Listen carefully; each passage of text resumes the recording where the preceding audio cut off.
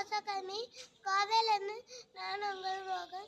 இப்போ என்ன பார்க்க போறோன்னா 5 விதமான ஆயுதங்களை பார்க்க போறோம். வாங்க பார்க்கலாம். சமநிலை, பிரிவுநிலை, சமநிலை. வணக்கம். நிலை 1 தயார் நிலை, ஆயுத நிலை.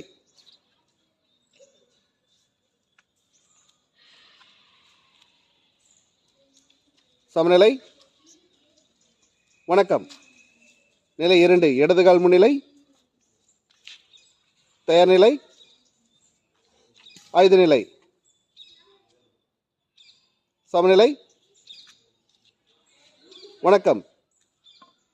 நிலை 3 வலதுகால் முன்னிலை, தயார் நிலை, ஆயுத நிலை. சமநிலை.